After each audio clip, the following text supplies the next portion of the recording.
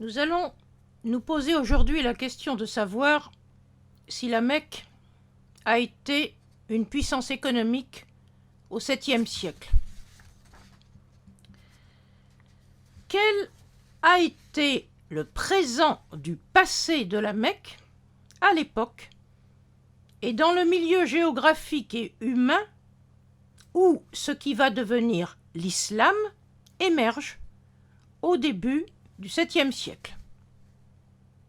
J'écarte évidemment comme absurde les élucubrations externalistes qui considèrent que la Mecque est une invention des Omeyyades.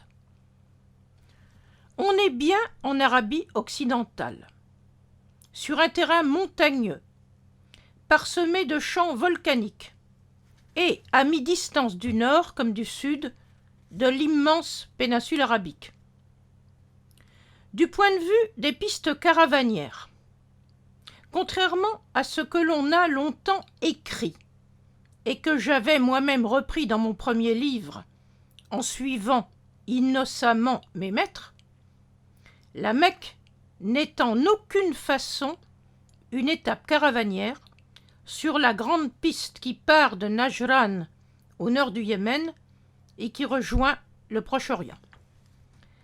La grande piste qui remonte du Yémen est parallèle à la côte de la mer Rouge, mais à une distance d'au moins 200 km de la côte pour éviter le haut massif montagneux côtier du Assir, qui est la zone verte de l'Arabie, qui culmine régulièrement au-dessus des 2000 mètres. Puis ensuite, pour éviter les immenses champs de lave et les cônes volcaniques qui prolongent les montagnes du sud. La Mecque est située à environ 120 km à l'ouest de la grande piste caravanière et à environ 70 km de la mer Rouge. Si les caravanes marchandes transarabiques avaient fait étape à la Mecque, elles auraient dû allonger leur trajet d'une semaine, ce qui aurait été inconcevable, d'autant plus qu'elles n'auraient pu trouver sur place aucun approvisionnement. Il faut bien se mettre en tête cette topographie pour se faire une idée du poids économique de la Mecque, sans se laisser impressionner par les exagérations des sources historiographiques de l'époque impériale abbasside. Contrairement à la Mecque, Yathrib, la future Médine, grande oasis prospère, se trouve, elle, à proximité immédiate de la grande piste qui avait servi pendant plus d'un millénaire, jusqu'au tournant du 1er siècle dit de l'ère commune, à faire remonter vers le nord les résines odorantes précieuses dont on faisait grande consommation dans les royaumes et les empires du nord de la péninsule arabique et dans toute la Méditerranée orientale. Ensuite, le trafic s'était déporté par la voie maritime, avant de s'éteindre à son tour peu à peu pour se voir préférer la traversée du Moyen et du Proche-Orient à partir du Golfe Persique. D'un point de vue démographique, la différence entre la Mecque et Médine est frappante.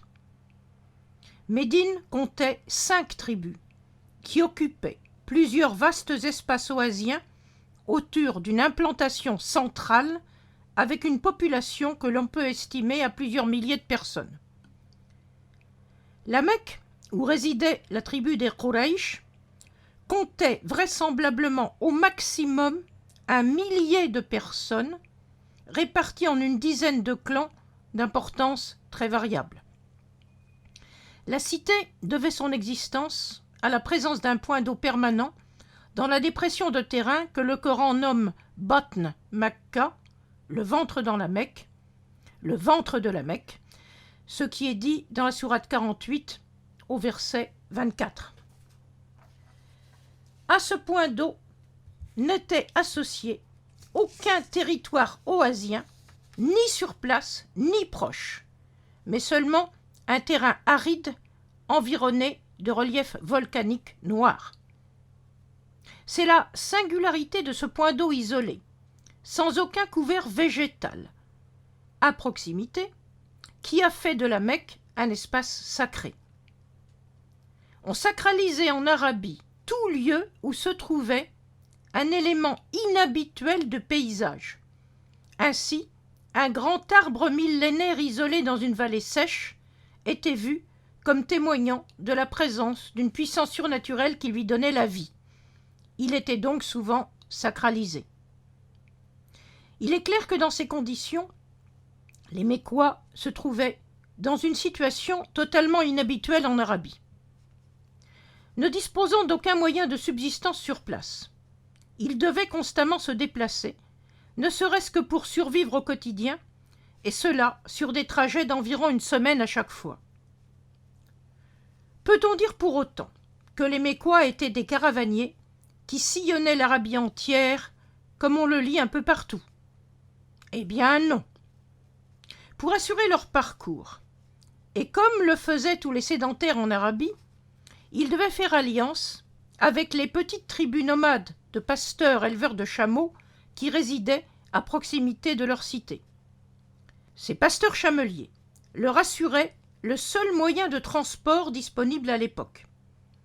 Ils leur assuraient aussi la guidance et la sécurité sur les pistes qu'aucun sédentaire d'Arabie n'était capable de maîtriser.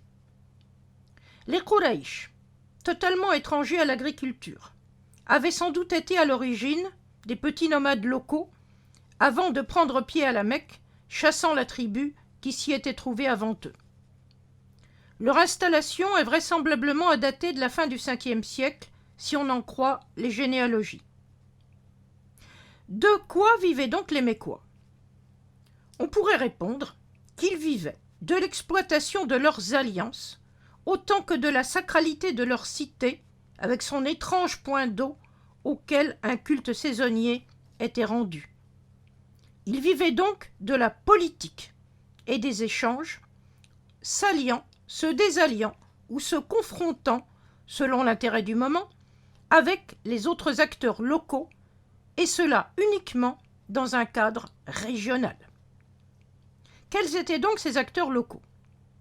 Il y avait d'abord les Quraïch eux-mêmes, ceux dits de la Batha, la partie basse de la Mecque. Ils contrôlaient seuls le centre sacré et participaient au Mala, le conseil interclan de la cité. C'est ce qui est dit dans la sourate 38 au verset 6. Il y avait ensuite les Quraïch des hauteurs environnantes, qu'on appelait Quraïch al-Zawahir. Ils ne participaient pas au Mala, mais ils étaient vraisemblablement plus au contact des petites tribus nomades alentours, comme celle des Rifal, qui servaient souvent de convoyeurs aux Mécois centraux. Plus éloignés, mais d'importance vitale, étaient les montagnards de Taïf, la ville actuelle de Taïf, à 70 km de la Mecque. Sur leurs montagnes arrosées, à 1800 mètres d'altitude, ils constituaient le grenier de toute la région, car ils disposaient de riches espaces agricoles. Les Mécois y envoyaient régulièrement des convois caravaniers pour s'y approvisionner. La rivalité était patente entre les Thaqif, la tribu de Taïf, et les Quraïch de la Mecque, chacun tentant de prendre l'ascendant sur l'autre.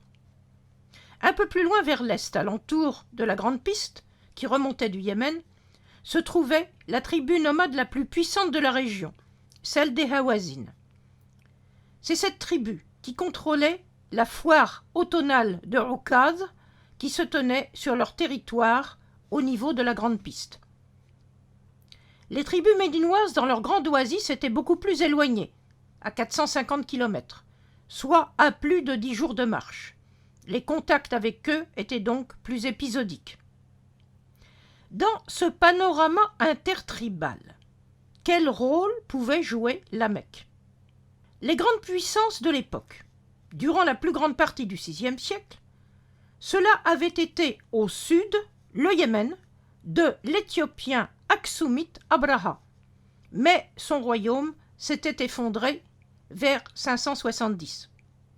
Les grandes puissances du nord, c'étaient les deux empires, les Grecs byzantins et les Perses sassanides, qui venaient tous deux de sortir d'un terrible affrontement dont l'écho parvient jusqu'au Coran, c'est évoqué dans la sourate 30 au versets 2 et 3.